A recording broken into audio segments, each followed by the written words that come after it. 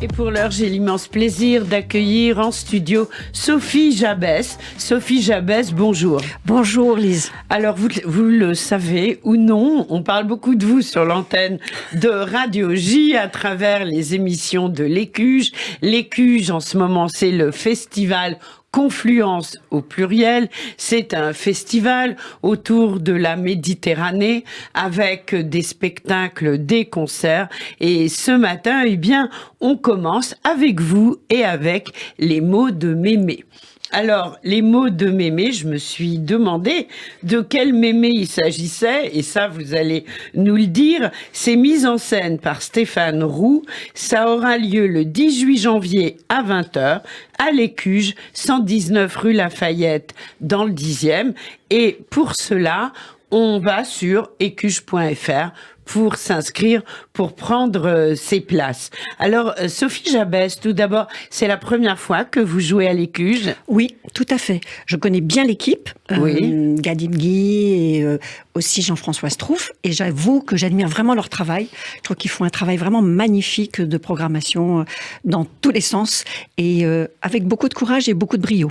Oui. Mais moi, c'est la première fois, oui. Oui. Alors, vous êtes né à Milan, en Italie, où vos parents se sont installés après avoir quitté l'Égypte à la suite de la crise du canal de Suez. Les mots de Mémé, c'est un retour aux sources? Oui, en quelque sorte, c'est vrai que c'est un retour aux sources parce que c'est un hommage à Mémé. Alors, Mémé, c'est la maman de maman, donc c'est ma grand-mère maternelle qui est née au Caire et mes deux parents sont nés au Caire. Et c'est vrai que j'ai toujours rêvé d'aller au Caire et j'ai jamais pu. Je sais pas, c'est l'inconscient qui me joue des tours à chaque fois et j'ai jamais pu y aller. Donc tout ce qui me rapproche, tout ce qui me permet de rêver un Caire imaginaire est un retour aux sources, effectivement. Bien sûr. Donc on peut dire que vous avez grandi dans une famille juive égyptienne? Ah, complètement. Mes deux parents sont nés au Caire. Et alors maman, quand même, a un tout petit bémol. Elle est partie du Caire à 1 an et elle a vécu au Maroc. Donc elle a vécu au Maroc jusqu'à l'âge de 24 ans où elle s'est mariée en Égypte. Elle est partie pour les vacances, donc encore au Caire. Encore le Caire. Et là, elle a rencontré mon père et ils se sont mariés. Oui, une belle histoire. Alors, pourquoi les mots de Mémé? En fait, vous avez un CV absolument hallucinant. Vous avez touché à beaucoup de choses, et presque à tout, si j'ose dire, dans le domaine du culturel. Vous êtes fasciné par l'Asie, vous avez vécu là-bas, vous êtes d'origine, donc on l'a compris, maroco-égyptienne, française, vous avez travaillé pour la télévision, enfin, vous n'avez pas arrêté.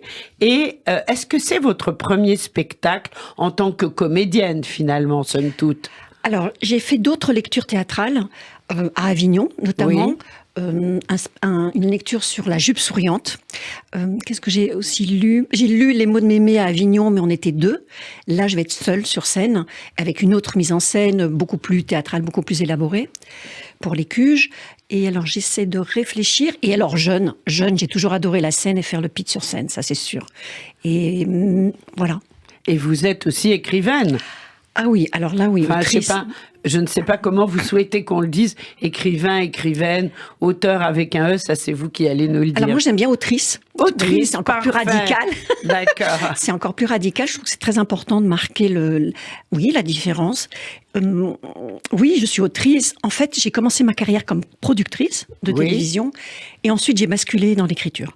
Voilà, donc j'ai écrit des romans qui ont été publié à la fois chez Gallimard, enfin chez plusieurs éditeurs, et puis je me suis attelée à l'écriture de théâtre. Alors, justement, qu'est-ce que vous allez nous proposer dans les mots de Mémé? Racontez-nous. Alors Mémé, déjà, c'est vraiment un hommage à ma grand-mère que j'adorais, que j'ai beaucoup aimée, avec laquelle j'ai vécu 4 ans.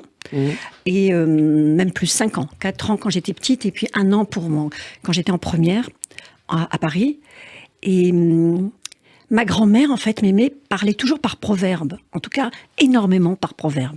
C'est toute une génération. C'est toute une génération, c'est toute une époque très imagée. Et je comprenais rien, en fait. Je comprenais pas. J'étais petite, j'étais fascinée. De toute façon, ma grand-mère, c'était un personnage fascinant. Je comprenais pas. Et je vous donne un exemple. Il y a un proverbe qui m'a... Mais jusqu'à maintenant... Et c'était des proverbes, elle parlait français? Ah oui, elle parlait français. Ma grand-mère parlait aussi arabe, mais à la maison, il parlait français. Et c'était des proverbes judéo-arabes? Alors, c'était... Ou judéo-égyptiens, je ne sais pas comment on peut dire. Je suppose, c'est vrai, je ne sais pas exactement, mais je suppose que c'est des proverbes qui ont été traduits de l'arabe. Parce que quelquefois, le sens est pas tout à fait perceptible immédiatement. Et c'est ça qui m'a intéressée. Et du coup, j'ai commencé à écrire des contes, des petites nouvelles, des petits poèmes en prose. À quel âge?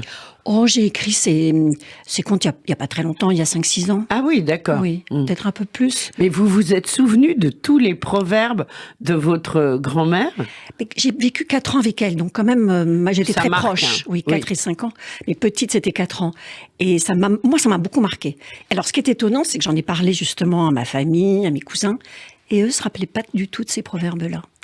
Et c'est étonnant ce qu'on retient de son enfance. Bien sûr.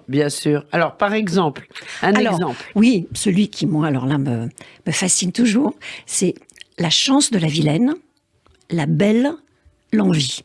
Alors, vous comprenez quoi, vous? La chance de la vilaine. La belle, l'envie. La chance de la vilaine, la belle, l'envie. Alors, c'est-à-dire qu'on peut être belle, on est quand même envieux de la chance des autres. C'est pas forcément une chance d'être belle, non? C'est une interprétation. J'en sais rien. Non, mais il y a plein, vous pouvez pas savoir. On me demande comme ça. Il y a énormément d'interprétations. Et moi, je me demandais, petite, mais alors, il vaut mieux être moche ou il vaut mieux être belle? Je ne savais plus, quoi. Ça oui, c'est perturbant. Hein. C'est perturbant. Mais vous n'osiez pas lui demander? C'est vrai, alors ça, c'est une bonne question. On ne pose pas de questions quand on est enfant. Je ne sais pas si j'ai demandé, si j'ai eu une réponse. En tout cas, moi, j'ai vécu avec ce mystère. Oui. C'est sympa. De toute façon, nos auditrices, nos auditeurs et puis ceux qui viendront voir le spectacle pourront déjà en amont, grâce à cette émission, se poser la question. Ils vont peut-être vous proposer des solutions. Oui, absolument. Voilà, auxquelles bien sûr vous serez ouverte. Alors, donc, des proverbes, il y en a combien dans le spectacle? Alors, il y en a une dizaine. Ah oui. Il y en a une dizaine. Et vous les commentez? Non, en fait, le spectacle s'articule de la façon suivante, c'est que on annonce le proverbe, et puis je lis, puisque c'est une lecture théâtrale, avec un support à la fois visuel et sonore, musical, les contes que j'ai écrits à partir de ces proverbes. Oui. À partir de chaque proverbe, j'ai écrit des histoires, en fait. Ça a stimulé un imaginaire. Des contes, des nouvelles, il y en a des drôles, il y en a des... un peu plus triste, il y en a des mélancoliques, il y en a des coquines. Voilà, il y a un petit peu toutes sortes de clins d'œil. Eh ben, on a hâte de voir ce spectacle qui, je le rappelle, Sophie Jabès, se tiendra donc à l'Écuge Alors, c'est le 18 janvier. Le 18 janvier, voilà. À 20h. À 20h. On va sur, bien sûr, écuge.fr. C'est la première fois que vous le jouez comme ça, hein, en dehors d'Avignon? Oui, et c'est pas du tout la même mise en scène qu'Avignon. Avignon, c'était... il n'y avait pas de visuel, il y avait très très peu de musique, et on était 2 sur scène. Oui. Et là, voilà, je suis seule sur scène, et la mise en scène, c'est Stéphane Roux, qui a aussi mis en scène un autre de mes spectacles, qui est sur Camille Claudel, qui s'appelle Camille. Et il a énormément de talent. Voilà, il a vraiment, venez le découvrir parce qu'il a beaucoup de talent et beaucoup de sensibilité, oui. Beaucoup d'idées. Quelqu'un de très joyeux aussi, très sympa. Et puis vous travaillez bien ensemble, c'est très bien. Alors oui, alors il y a une connivence immédiate, voilà, vraiment immédiate. Oui, c'est vraiment très agréable. C'est très important. Ce spectacle, donc sur les mots de Mémé, va évoquer évidemment une certaine forme de judaïsme égyptien dont on parle somme toute très peu, et c'est dommage. Parce que ça a été tout un univers. C'est tout un univers, et c'est vrai que quelquefois, c'est vrai que les juifs séfarades se plaignent, et même les juifs levantins se plaignent du manque de visibilité de cette culture-là, et c'est pour ça que c'est une très très belle initiative que celle de l'Écuge. Et donc, c'est un univers. Et en plus, le Caire de cette époque, c'était un Caire cosmopolite, où il y avait des juifs, des orthodoxes, des maronites, des musulmans, bien sûr, et tout ça vivait ensemble avec beaucoup d'harmonie. Oui. Et c'est vrai que la situation, elle a évolué un petit peu différemment. Et tout ce qui, moi, me rapproche de cet univers me ravit. Et d'ailleurs, j'ai écrit une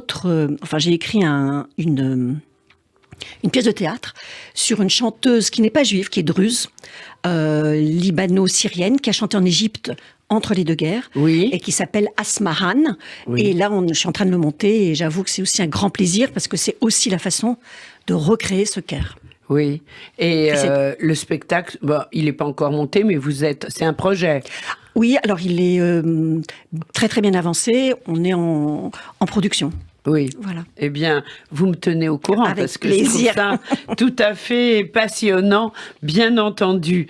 Donc, c'est un hommage aussi, votre spectacle, à l'immense chanteuse et comédienne Jacqueline Dano. Qui était-elle? Rappelez-nous. Alors, moi, je m'en souviens, mais peut-être pas tout le monde. Oui, Jacqueline Dano, c'est une très très grande comédienne et une très très grande chanteuse qui avait la voix un petit peu cassée, qui nous a quittés l'année dernière et que j'ai connue quand j'étais productrice à TF1. J'ai produit Jacqueline dans une série que je produisais à l'époque, et elle avait un des rôles principaux. Et c'est une femme vraiment extraordinaire, à la fois par son jeu, par son chant, et puis d'une grande humanité. Et elle ressemblait énormément à ma grand-mère. Et donc j'ai toujours rêvé qu'elle porte ces mots sur scène. Et puis ça s'est pas fait. Et là, je suis vraiment ravie de pouvoir me lancer et de les partager avec ce public qui sera là, j'espère, nombreux. Oui, à l'Écuge le 18 janvier. Voilà. Ouais, le 18 janvier, le festival Confluence, et puis le 18 janvier à 20h au 119 rue Lafayette. Et pour s'inscrire, bien sûr, on va sur écuge.fr. Un dernier mot, qu'est-ce que vous espérez vraiment de ce spectacle, qu'il continue? Ah oui, moi j'aimerais beaucoup qu'il continue, qu'éventuellement il devienne un spectacle sans lecture, où il y aurait... En fait, je vais vous dire, ce que je ressens de façon très profonde, oui. C'est la chance, et vraiment je remercie beaucoup l'Écuge et Gad Ibghi sur ça, la chance de pouvoir transmettre. Voilà. Et toutes les fois que je pourrais transmettre un petit peu de cette culture qui a nourri mon enfance, de ces êtres que j'ai tellement chéris, je serai la plus heureuse des femmes. Eh bien, c'est ce qu'on vous souhaite du fond du cœur. Puis on a une petite surprise. On va sur écuge.fr pour le festival et pour s'inscrire pour le 18. On va se quitter avec un extrait de... Je vous laisse.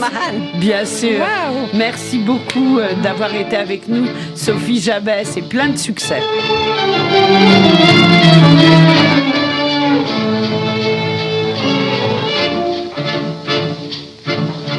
حبيبي تعال الحقني شوف اللي جرى